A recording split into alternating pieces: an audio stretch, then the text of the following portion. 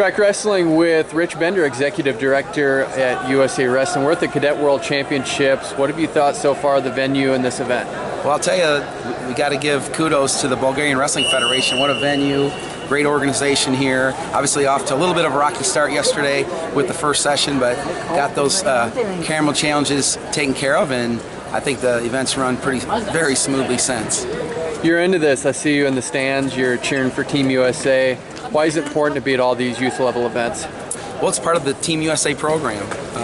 USA Wrestling obviously has programs that provide opportunities for athletes to achieve at the very highest level, starting at a pretty young age. And I feel the organization has a responsibility to be able to look every wrestler in the face and give them the opportunity to achieve at the very highest level, will that athlete be a 15-year-old or a 25-year-old.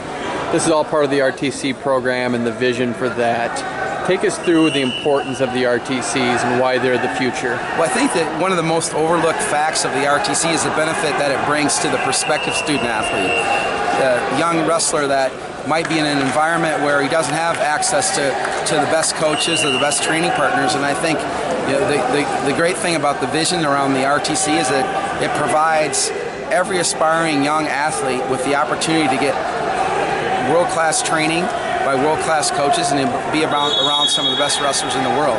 Certainly the benefit that it brings to prospective student athletes is not the only value that it brings value to also to the student athlete that's currently enrolled in a university program, helps them get better by being around aspiring Olympic athletes, and obviously they're already around some of the best coaches on the planet, and obviously the benefit it brings to the aspiring Olympic athlete to not only have access to world-class training partners but world-class coaches as well.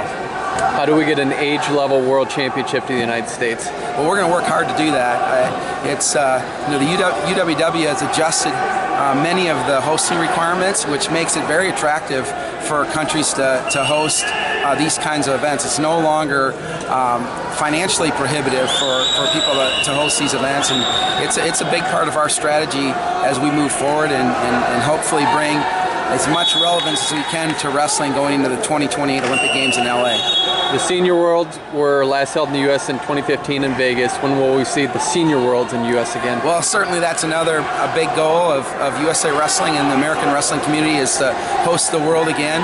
We think hosting the Olympic Games in 2028 gives us a platform to bring those events to the United States. Obviously, everybody wants to come and experience wrestling in the United States, and we're going to leverage the fact that we will be hosting the Olympic Games to hopefully bring that event a couple times to the United States before then. You were here for some meetings as well. What takeaways did you have from those meetings?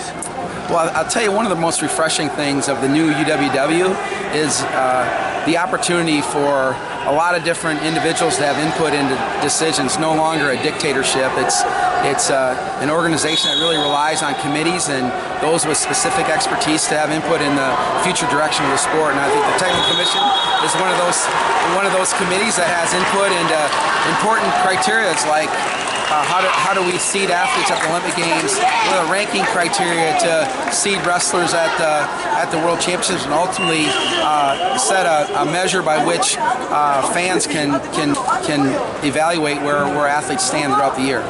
What's the difference between the way the Americans think about wrestling and the rest of the world?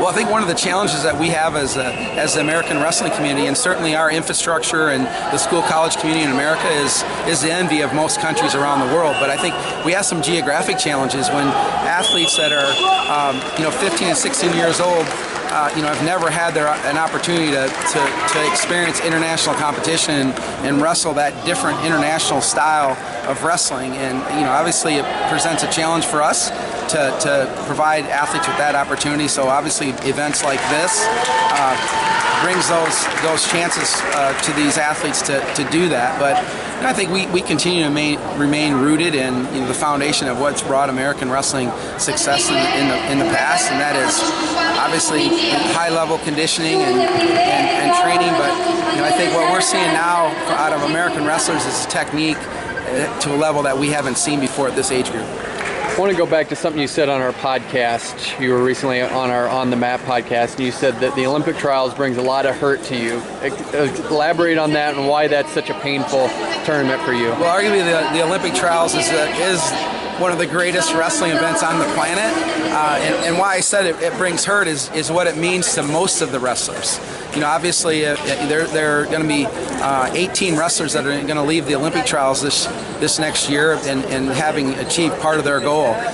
The rest of the wrestlers are going to experience heartbreaking loss, and for some of them, the reality that their wrestling career is over. And it's obviously become vested in the athletes and know the stories of many of these young men and women that have poured their entire hearts and souls and lives into achieving Olympic success. And the finality of that event to many of those is heart-wrenching. Rich Bender, thank you. Thank you.